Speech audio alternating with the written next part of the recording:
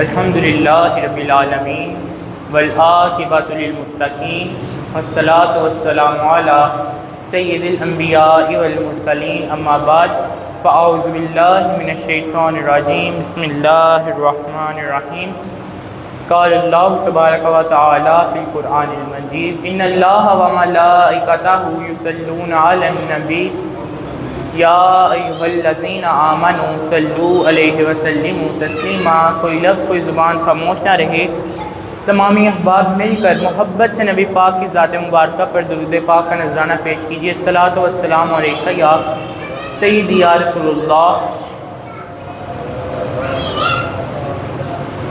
الصلاۃ والسلام علیکہ یا رحمۃ للعالمین وعلی آلکہ واصحابکہ یا خاتم النبیین۔ اللہ تعالیٰ نے قرآن مجید میں فرمایا کہ اے ایمان والو، تم اللہ تعالیٰ سے ڈر جاؤ اور سیدھی بات کہو، جھوٹ نہ بولو، سچوں کے ساتھ ہو جاؤ۔ اللہ تعالیٰ نے قرآن پاک میں فرمایا ہے کہ جھوٹ بولنے والے پر اللہ تعالیٰ کی لعنت ہے۔ یہ ہم سب جانتے ہیں کہ جو جھوٹ بولتا ہے اس پر اللہ تعالیٰ کی لعنت ہوتی ہے اور اس سے جو رحمت کے فرشتے ہیں وہ 10 میل تک دور ہو جاتے ہیں۔ نبی پاک صلی اللہ تعالیٰ علیہ وآلہ وسلم کی ایک حدیث ہے، میں اس کا مفہوم بیان کرتا ہوں کہ جس میں نبی پاک صلی اللہ تعالیٰ علیہ وآلہ وسلم نے ارشاد فرمایا ہے سچائی ہے وہ جنت تک لے جاتی ہے۔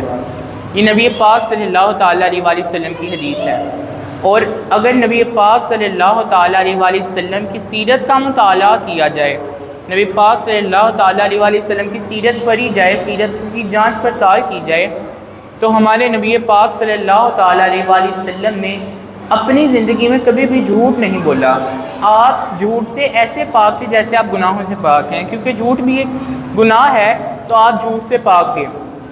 نبی پاک صلی اللہ تعالیٰ علیہ وآلہ وسلم نے اپنی زندگی میں جھوٹ نہیں بولا، بلکہ جو مکہ کے کافر تھے وہ بھی، جو آپ کو اللہ تعالیٰ کا نبی نہیں مانتے تھے، وہ بھی آپ کو صادق اور امین کے لقب سے جانتے تھے۔ یہ نبی پاک صلی اللہ تعالیٰ علیہ وآلہ وسلم کا خاصہ ہے کہ نبی پاک صلی اللہ تعالیٰ علیہ وآلہ وسلم کو جو نبی نہیں مانتا وہ نبی پاک صلی اللہ تعالیٰ علیہ وآلہ وسلم کو صادق اور امین جانتے تھے، اور اس وقت بھی جو مکہ کے کافر تھے اس وقت کے، وہ نبی پاک صلی اللہ تعالیٰ علیہ وآلہ وسلم کے پاس اکثر اپنی امانتیں رکھوایا کرتے تھے، یا نبی پاک صلی اللہ تعالیٰ علیہ وآلہ وسلم سے اپنی راز کی باتیں کیا کرتے تھے۔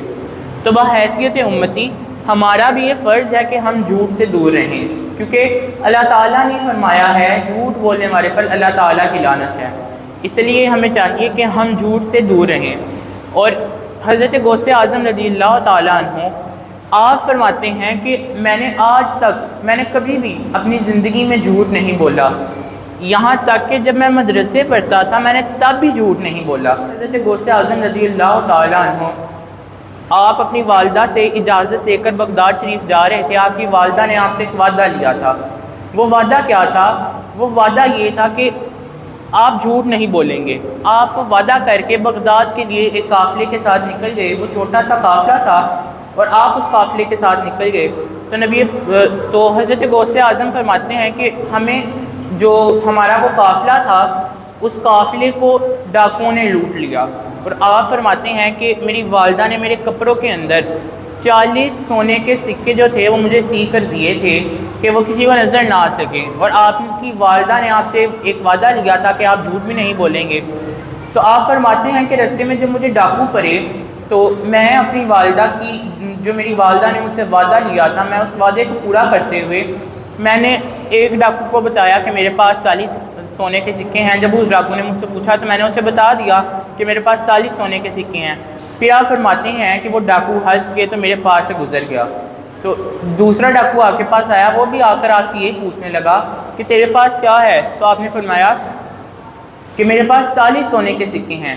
تو آپ فرماتے ہیں کہ وہ جو دوسرا ڈاکو تھا وہ پکڑ کر مجھے اپنے سردار کے پاس لے گیا، اور اس کا سردار مجھے پوچھنے لگا کہ تم اتنا سچ کیوں بول رہے ہو؟ اس نے جب تلاشی لی تو آپ کے پاس سے واقعی 40 سونے کے سکے نکلے۔ تو جو وہ سردار تھا وہ پوچھنے لگا کہ تم اتنا سچ کیوں بول رہے ہو؟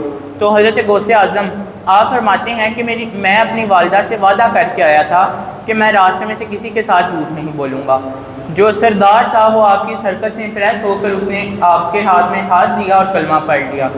تو یہ ایک سچا واقعہ ہے. ہمیں بھی چاہیے کہ ہم نبی پاک صلی اللہ تعالیٰ علیہ وآلہ وسلم کی جو فرامین ہیں ان پر عمل کرتے ہوئے جھوٹ کو اپنی زندگی سے نکال دیں. اللہ تعالیٰ کی بارگاہ میں دعا ہے اللہ تعالیٰ ہمیں حق اور سچ بیان کرنے کی توفیق عطا فرمائے اور جھوٹ جیسی لعنت سے محفوظ رکھے. وآخر دعوانا ان الحمد للہ رب العالمین.